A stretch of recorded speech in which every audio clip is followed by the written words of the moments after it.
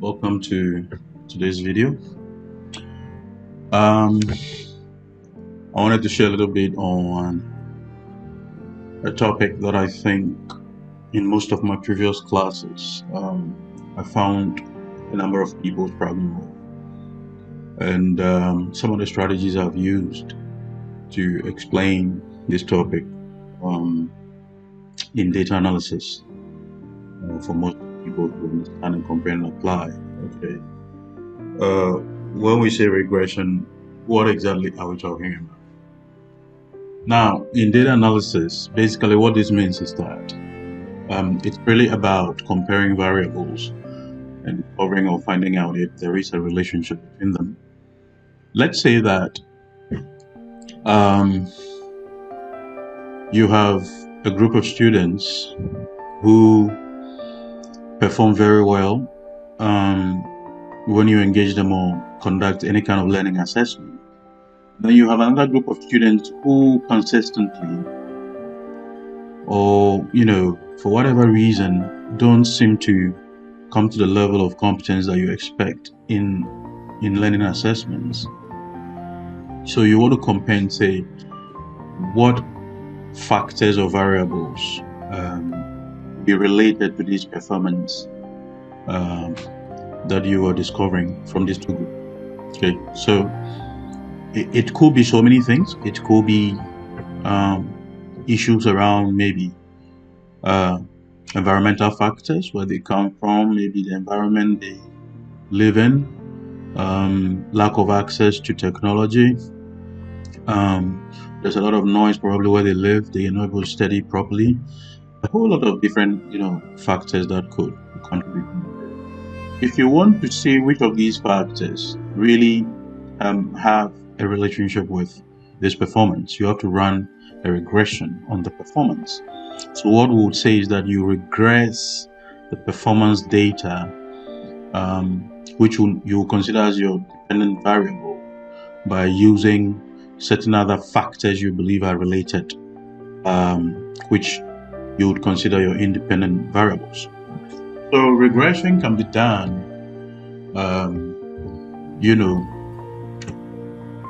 for one or more variables, okay, independent variables.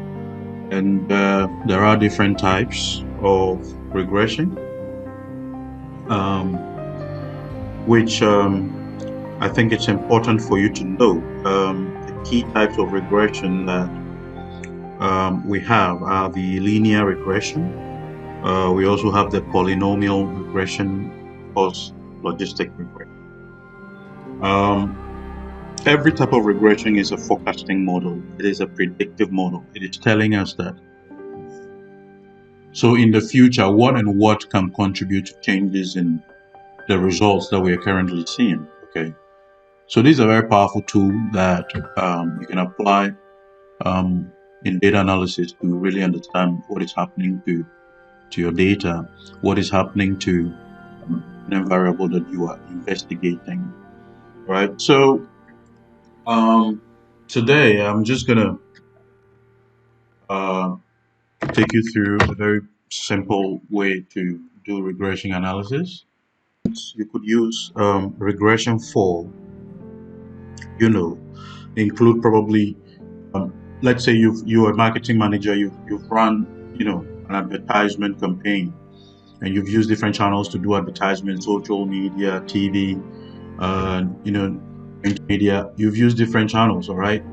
And after the campaign, you've gotten data on sales, or data on what increase in clientele, your client base, and you just want to understand this data, which of these channels is probably having the most impact and which is having the least impact on this campaign, the numbers that you're seeing after this campaign. You would have to run a regression, okay? And it's a very simple way to understand the impact of various activities and interventions that you carry out, no matter the sector you find yourself. Today, we will do something very briefly using education. We want to see, let's say, students that are in school, And yeah, so we're looking at number of students in that are passing, standard tests in different, different countries, different cities, and then compare it to, um, you know, factors like, how many times they missed school throughout the term, all right, and then also possibly look at a factor like um,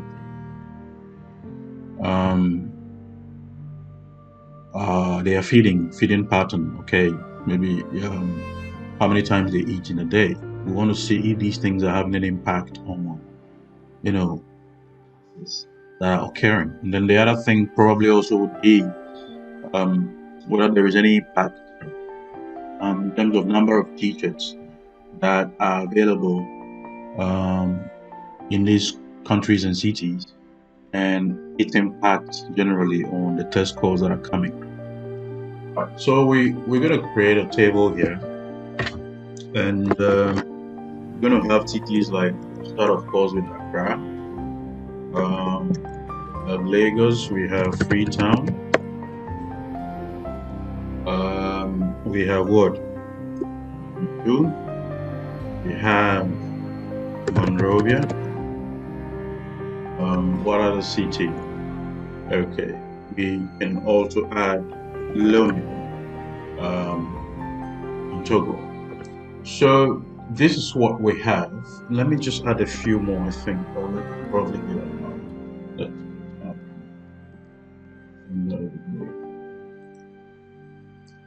About 10, yes. Okay. So 10 should be okay for the demonstration I want to do. All right, so we'll add a few more countries. We have what? Kigali. We have Victoria. We have Nairobi. And then Kampala. Great. So let's just say that the test scores that we are seeing, basically all we mean is we are just assuming, okay, that these are the number of students who passed a certain national or standard test that is being conducted, across these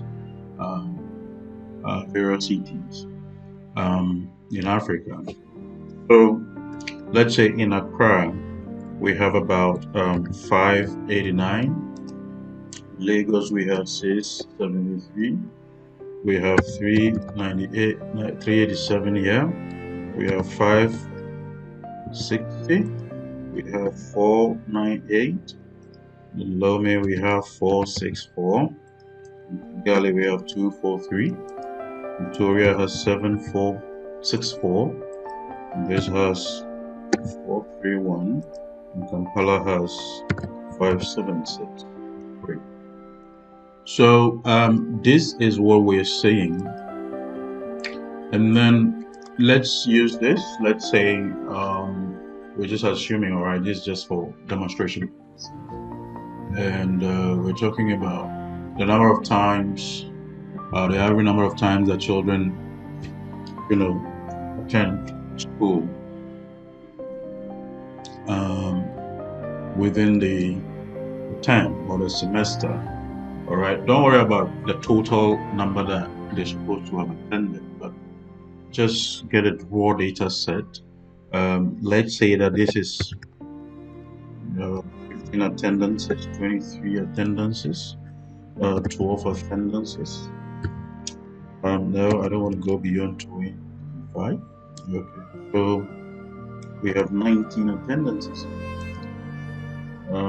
14 attendances, and again 11. Pretoria has about 19. Oh no, 23. Nairobi has 1.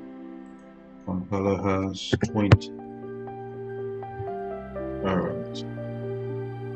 Okay. and then how many times do they eat in a day. Okay, so averagely we're saying that okay, students in Accra eat 3 times a day, in Lagos 2 times a day, 3 times, in Banjul 2, Monrovia 3, Robi 1, Gali 2, Victoria 1. I'll make it as 3, not a 3. Here, another 2. I'll change Monrovia to. Right. So, I mean, once you have this is a range. So, well, the first thing you want to do is to convert this into a table. All right. So you click anywhere in there and click on insert, and yeah, convert this to a table. No headers. All right. So the headers we can give. Okay. So this is just serial number, and this is the seat name. This is uh, what do you call it? Um, students eating proficiency score in whatever test that was conducted. So let me just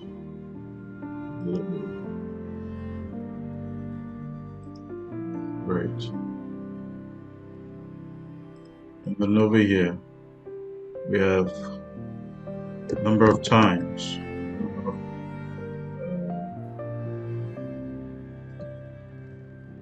times in attendance.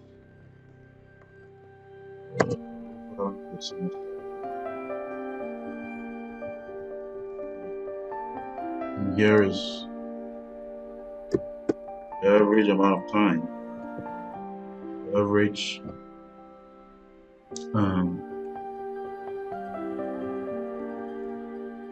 meals per day. Great.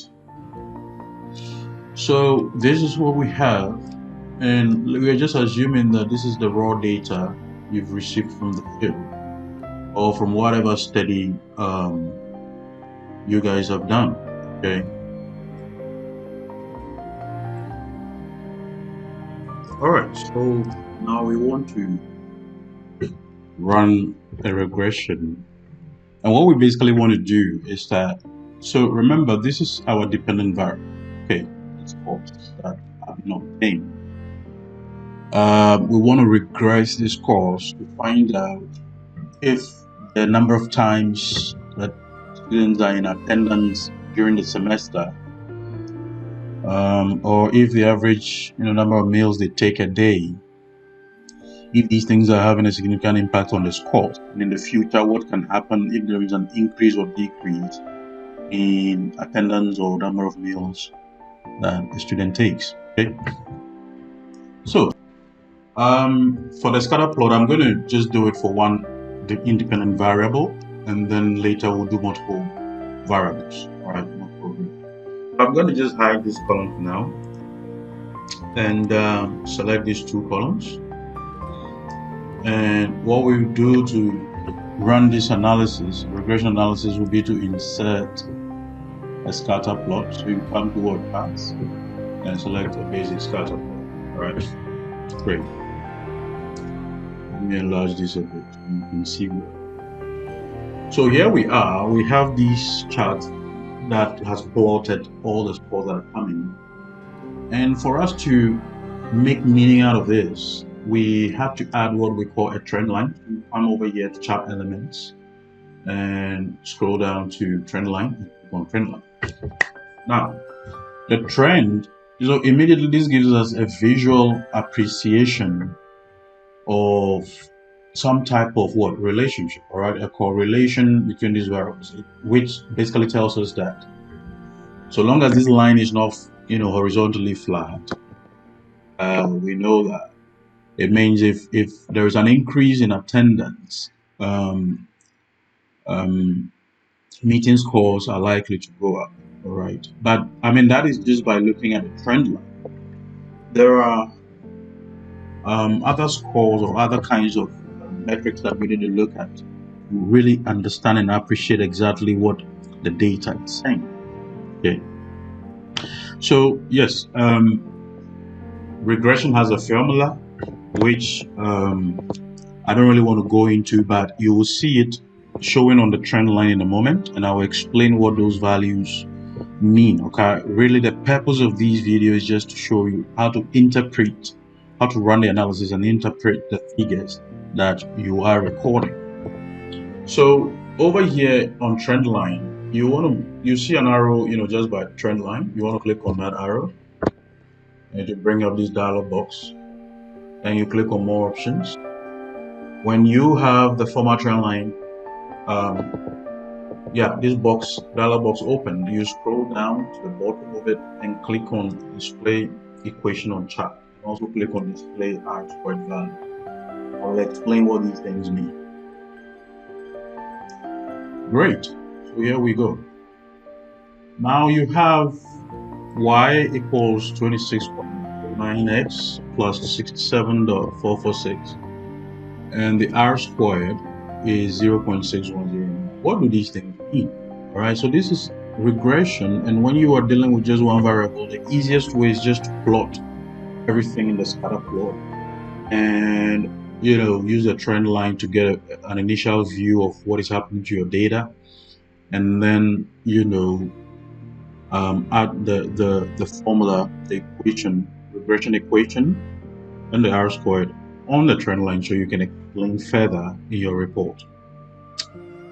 The 26.09x, all right, what it basically means, the simplest level for you to understand. I don't want this to be a statistical video where there are a lot of technicalities and you end up more confused than before.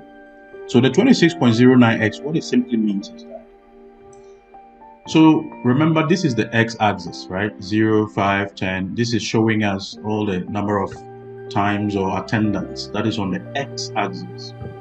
So you notice that I reordered the location of the scores and then those in attendance, because I wanted attendance to be on the x-axis, and then the scores will be the dependent variable y-axis. Okay, so the scores are here. Great. Now, what the 26.09x means is that for every x number, okay, which is the attendance score, or number of times student was in attendance, for every one x number that you add, okay, you are going to get an additional 26.09 increase.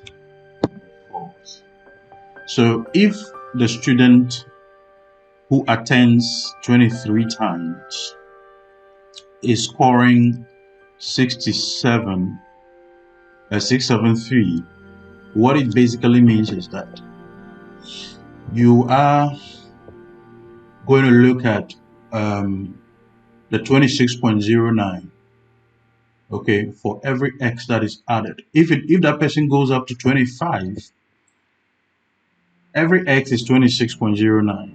all right, so if it goes to 25, that will be 2 points, 2 attendance points, so that'll be 26.09 times 2, and 09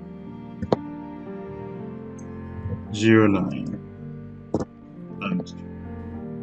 So that should give you 52.18. So you would add 52.18 to 673 to get the score of someone who attends 25 times. So this is very predictive, all right? It kind of like focuses and predicts what will happen to the test scores of students if they were to attend class this number of times. And in this case, we are saying that attendance is the only thing we believe is having an impact on the score. There could be other factors. That is where we do multiple regression, and we'll look at that in a bit. Now, you see here 67.446. Okay, this 67. What it generally means is that this is what we call the intercept.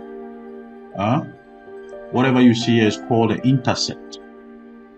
The intercept simply means it's really, the intersection of the y and x axis. And what it means is that if we come to 0, 0, where these two variables intersect, and we decide not to increase, all right, there is no change in attendance. It is just what it is. If there is no change, what it means is that at a future date, there will still be an additional 67.44 to the test scores that we are currently witnessing.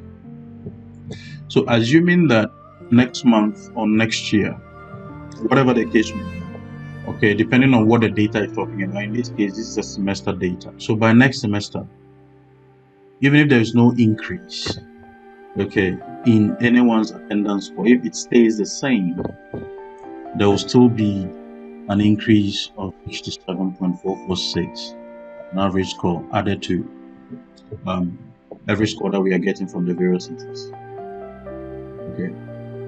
Now, the R squared is rating 0.6109. This basically means, and you always want to convert this into percentage terms because we usually say this in percentage. What it means is that all the differences in scores that we are witnessing, okay, it is true that our trend line has shown us that yes, if there is more attendance, there's an increase. And our formula, regression output actually shows that yes, if we increase attendance by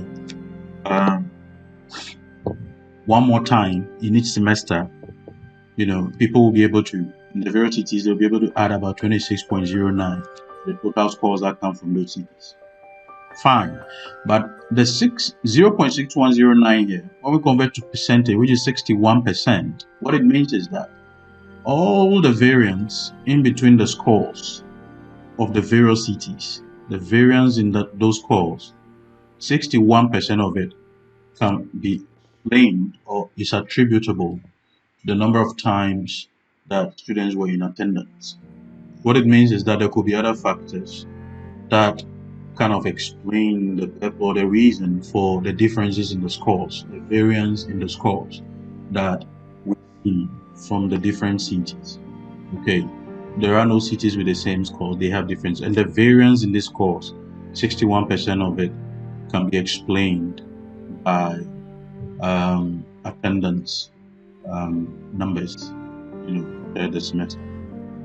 So this is what exactly you need to do when running a regression analysis. Very, very simple. I know sometimes in statistics classes, this thing is explained in ways that you just don't know exactly what they are talking about. And so I hope this has made it much, much simpler for you to have a better grasp of what regression is all about. Now, I want to now talk about multiple regression. Okay, in this case, we've only done this for one variable. Now we have two variables that we put in this test. So this data set. So we were talking about attendance and the number of meals that people in these cities or the students in these cities take a day. We want to see if there is an impact on that as well, on the scores. Okay. So you could as well run a scatter plot for just number of meals against student performance scores. But we won't do that. But now we want to see how to run the regression analysis using two independent variables. Those of impact really are. So what we will do, and I'll show you how to activate that. The way to activate this thing, the data analysis that we're talking about, is simply to go to File. That is, if you don't have it, you go to File. And what I want you to do is to, click on Options, and then come down to Add-ins over here. Click on Add-ins, and then you should be able to select the analysis toolpath. Okay, not the one with VBA. You select analysis toolpath, this one, and then once you have done that, you click on go, and you come back. It will bring this dialog box up, and when it does, you select. Make sure that analysis toolpath has been selected with a tick. If it is not selected, data analysis will not show in the data tab. So you click, make sure it is selected, and then you click OK. Once you do that, it'll pop up. You click on your data tab, you should have data analysis show. Great. So now let's click on this, and this has a series of tools that you can use for all manner of analysis. It's just how, and it's very important and good for you to know how to use it. Now we're going to select regression. When this comes up, there are all kinds of tests you can do here, but we're going to select regression and then press OK. Now the Y range is your dependent variable, right? So in this case, what are you going to select? You're going to select all the values and the Y, which is the proficiency score that are coming. Then you come here, input X range. This is your independent variable, right? Independent variables. All right. So you select the numbers that are under these two columns, which are our independent variables, and you're done. Okay. Then the output, where do we want to see the data displayed? Okay, the space here where we want Excel to display the results of our analysis. So let's leave everything else here and press OK. Great. So this is the output we are looking for, and I will explain what the key values mean.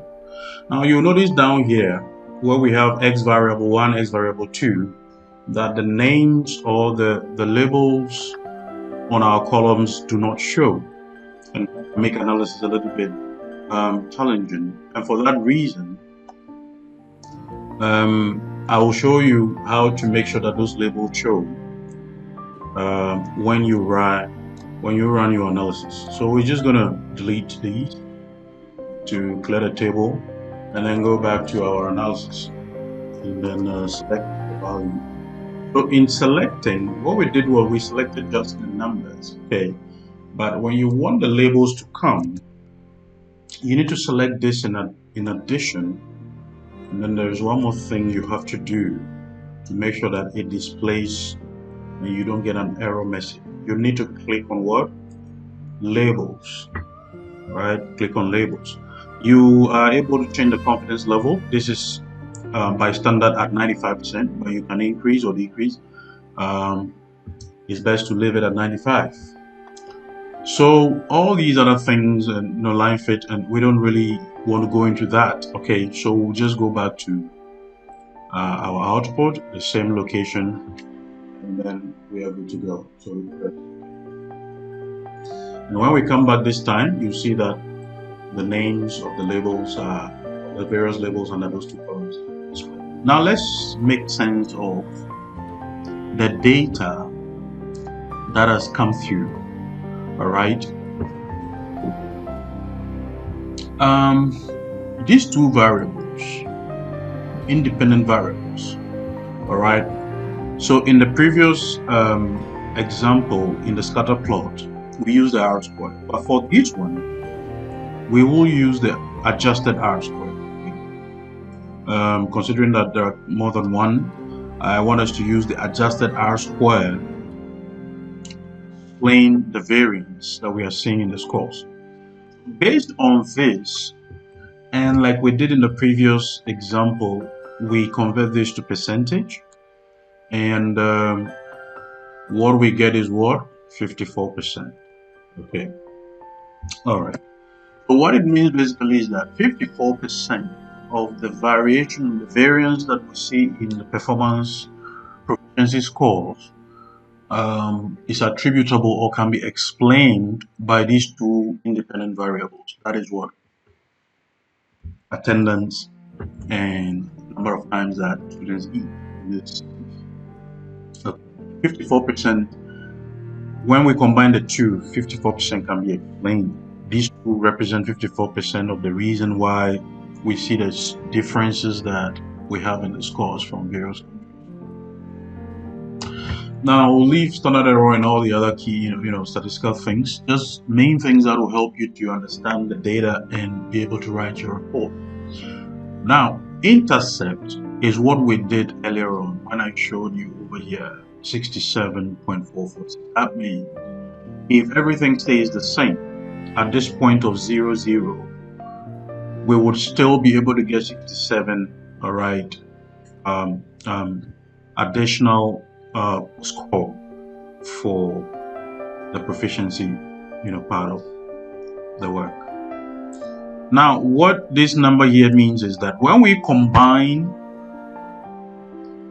the two, however, we will only be able to add 18.16 or 17, 18.17 score.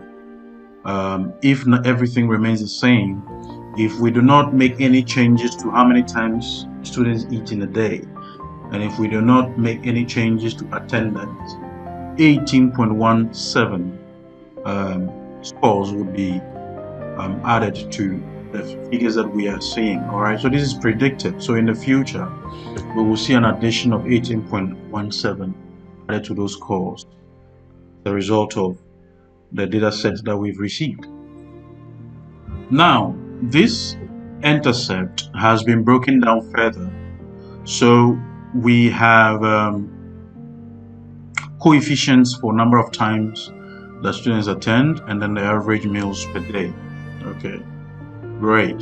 So what these numbers basically mean, okay, these are the coefficients. It means that if we combine these two elements and we are looking at them as the factors that are impacting on the situation with the scores that students are getting from the cities, then 23 for every time that, every additional attendance that is recorded for any student, 23.8 or 24 scores would be added to the scores that have come through from that city.